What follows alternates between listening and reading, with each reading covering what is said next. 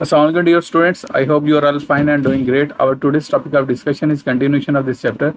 हम बेसिकली इस चैप्टर को डिस्कस कर रहे थे. इस चैप्टर में हमने क्या हो सकते हैं डिफरेंट लेवल्स डिस्कस किए थे, tissues, organ and organ system discuss किए थे. लास्ट टाइम हमने लेवल्स ऑफ ऑर्गेनाइजेशन को डिस्कस किया था. अब बेसिकली हमने क्या हो सकते हैं नेक्स्ट जो डिस्कस करना है ना वो करना है एमर्जेंट प्रॉपर्टीज़. अब एमर्जेंट प्रॉपर्टीज़ हम देखते हैं कि कौन कौन सी प्रॉपर्टीज़ इनकी अराइज होती हैं और किस लिहाज से होता है. ओके, हम इसको डिस्कस करते हैं.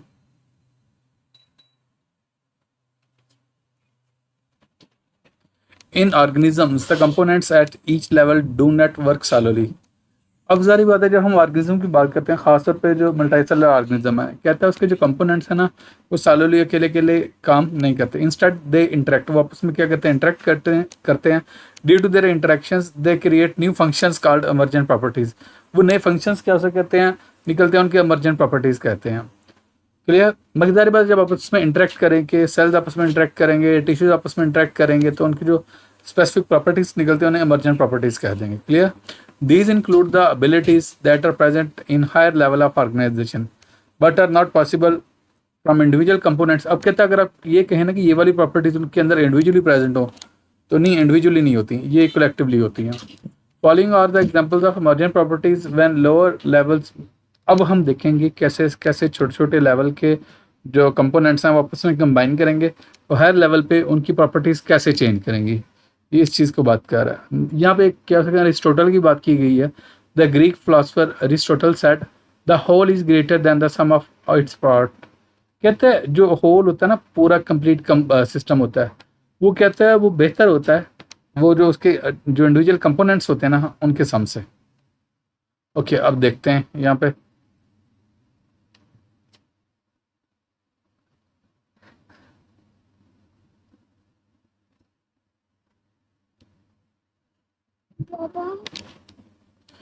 From cell organelles to cell, individual organelles have specific functions. However, अब जो इंडिविजुअल क्या ऑर्गेनल्स होते हैं उनके स्पेसिफिक फंक्शंस होते हैं. Clear. However, when these organelles interact within a cell, मैं कहता हूँ एग्जांपल देके बताता हूँ. हम कहते हैं सेल के डिफरेंट ऑर्गेनल्स हैं, माइटोकॉन्ड्रिया, गोल्गी कम्प्लेक्स है, एंडोप्लाज्मिक रेटिकुलम है, ये डिफरेंट डिफरेंट उनके क्या हैं कंपोनेंट्स हैं.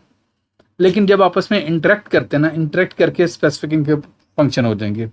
However, when these organelles interact with the cell, एक सेल के अंदर इंटरेक्ट करेंगे, सारी बात है, these are the components of a cell.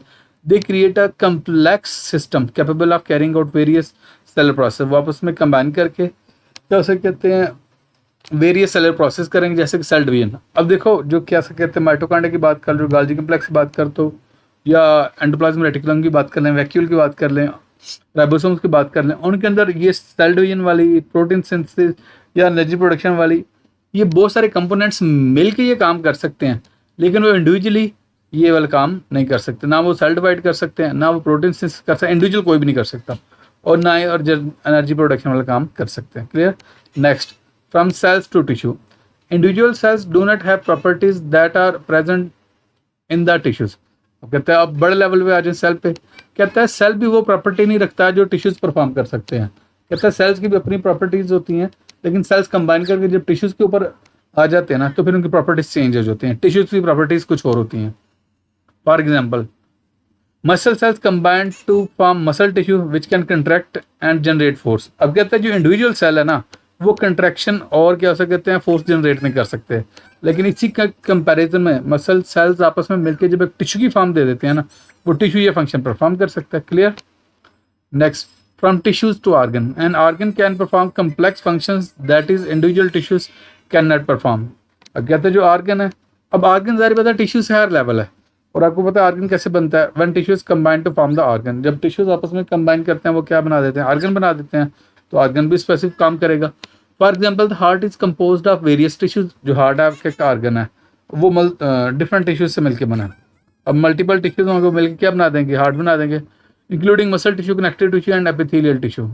ये टाइप्स हैं, जनरल आपकी एग्जांपल वो रहा है. The coordinated interaction of these tissues allows the heart to pump blood through the tissue through the body. अभी तक देखें, आप मसल टिश्यू की बात कर लें, आप कनेक्टिव टिश्यू की बात कर लें, आप एपिथेलियल टिश्यू की बात कर लें, इनमें से किसी भी टिश्यू की इंडिविजुअल प्रॉपर्टी ये नहीं है कि वो ब्लड को पूरे बॉडी में सर्कुलेट करवा सके। हाँ, लेकिन ये सारे टिश्यूज आपस में मिलकर जब एक ऑर्गन हार्ट बना देते हैं ना, तो हार्ट की ये एबिलिटी होती है कि पूरे बॉडी में ब्लड को क्या कर सकता है, पंप कर सकता है। तो इस तरह क्या उसे कहते हैं, ऑर्गन की जो फंक्शन है वो डिफरेंट हो जाता है जब टिश्यूज आपस में कंबाइन करते हैं।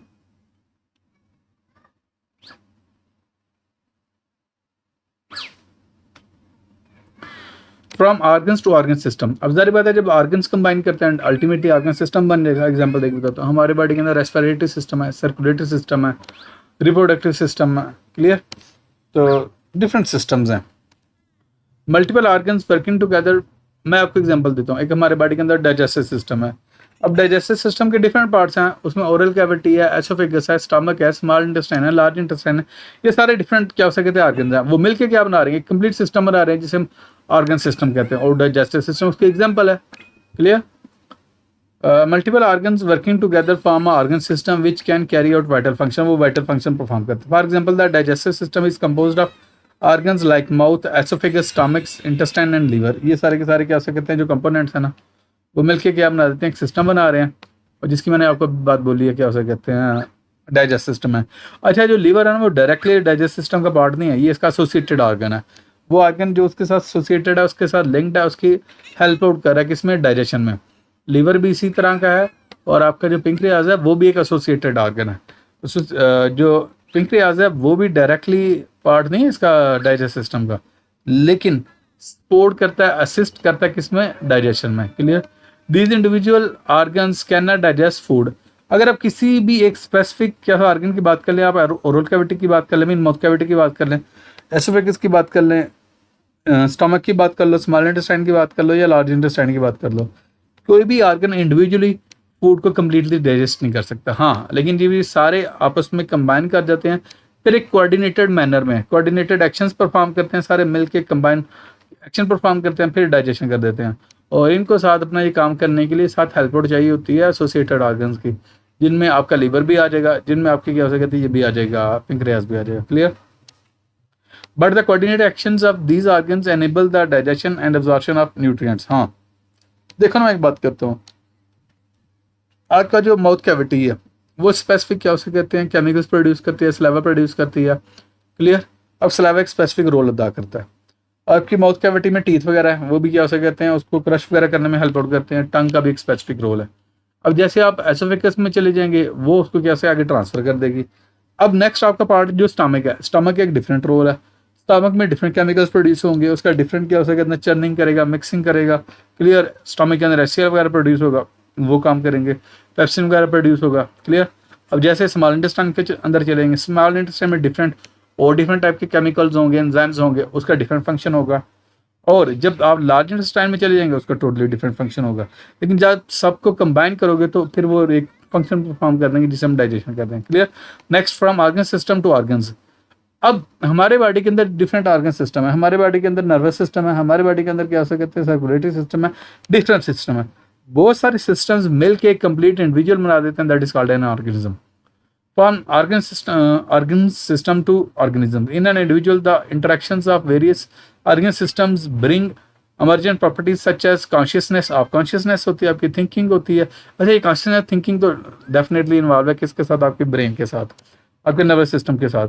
and ability to adapt to environment, और आप इस काबिल हो जाते हैं, आप environment को क्या कर लो, अडॉप्ट कर लो। क्लियर?